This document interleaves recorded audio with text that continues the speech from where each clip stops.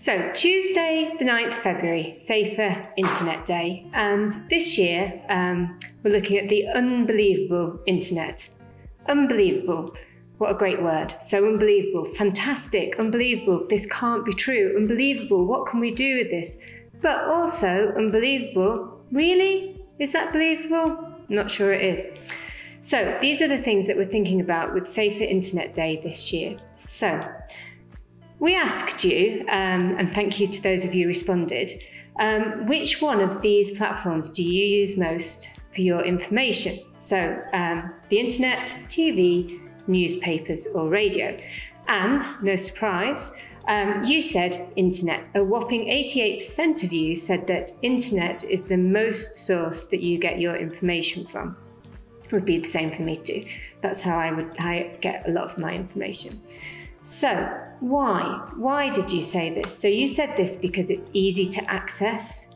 Quite often the information on there is easier to understand. It's relevant for people of your age, so on and so forth.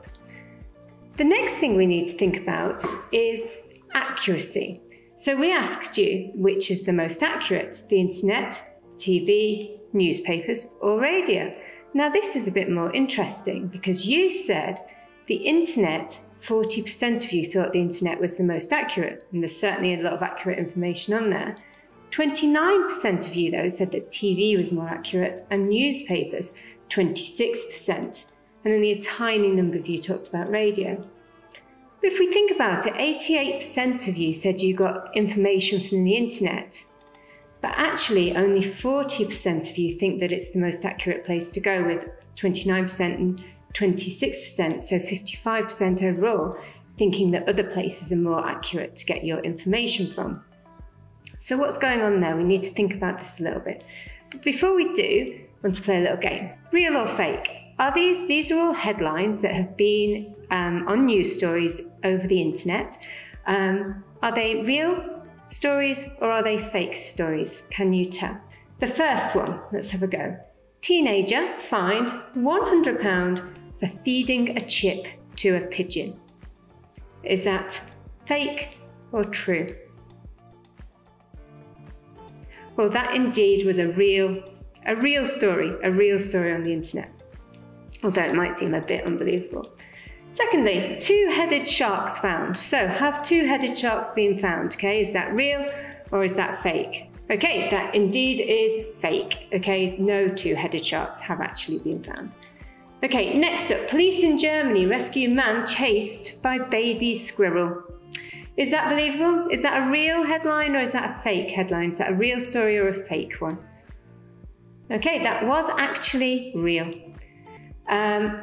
Canadian zoo fined after taking bear out for ice cream. Real story, fake story? Again, that's real. And Skittles used instead of salt to help clear ice and snow from roads in Canada. What do you reckon? Colourful? Yeah, but fake. So you can see it's quite difficult to tell real and fake stories, and some real stories are quite unbelievable themselves. Do we need to think about how we're using the information? Should we stop using it for information? Lots of people would tell us that we should do because things on there aren't always accurate. Do we need a new way to find information? Well, before we panic, let's focus on the positives. So the positives, the reason why so many of you use the internet is because there is lots of information out there. You can get information on all sorts of stuff. And actually, lots of you did say that one of the reasons you use the internet for information is because you can check. You can check the different sources that you're getting information from, and you can check actually whether it's true or not. Speed and convenience you talked about. Choice. Here we're talking about social media sites, but there are also news websites and newspaper websites that you can go to as well. Another great thing about the internet and information on the internet is that we're all part of it. So we can be producers of content ourselves. So we can share stories, we can share things that are happening. It's not just up to a small select group of people to give us our news. We can be part of it ourselves. And also equality. So that means that different people who maybe don't have access to news, to written news, can maybe get it on the internet.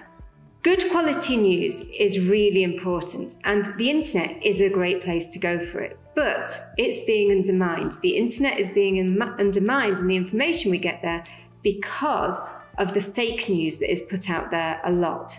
So what sort of internet do we want? Do we want to be able to keep using the internet for our information? Do we want to keep using this really easy, accessible, brilliant, unbelievable resource that we've got to be able to get our information? Well, at the moment it's under threat, information on the internet, because of so much fake news being out there. So how can we make sure that we have the internet that we want and that we need?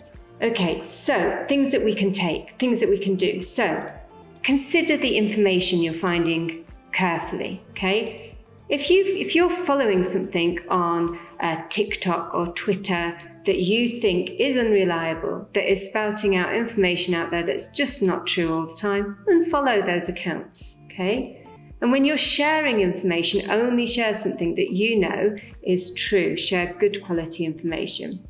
Talk to your friends and family about different information you found. Is it believable? What do you think about it? Report anything that is untrue and get some support in how you can find that information. So how can you start doing this? Well, you might want to take a break from the screen, try and find information or check information you read online in some other places. Ask a teacher or a family member if you're unsure about how reliable something you found is. Discuss what you find. Never accept anything without questioning it first, even if it's a newspaper or a TV report, not just the internet here. Think about, why is somebody sharing the information or promoting a certain product? Are they being paid for it maybe? Where has the information come from? How did it appear on your screen? How is your data being used? Is the information being shared by a real person or not? How do you know who is sharing it and why? And again, only share information with others that you know is true. And in terms of school, never share any links through Teams or any of our platforms unless your teacher has given you permission. Okay, and remember, your account and your passwords are valuable, okay? Never ever pass them on to anybody else. You will be responsible if somebody has used your account details that you haven't protected. And if you think that somebody may have your account details, then contact ICT support at school and somebody can reset your password for you. Lots of things to think about there. In your PSE lessons, you'll be having some further lessons on fake news, on influences and social media advertising. So have a think about it and keep discussing what you find. And in the meantime, to remind you about our remote learning code of conduct, I'll leave the slide up there, I won't talk about it too much. But remember, on-track points are available, as always, for good teamwork, resilience, achievement, creativity, and kindness. Happy Safer Internet Day, and see you soon. Thank you.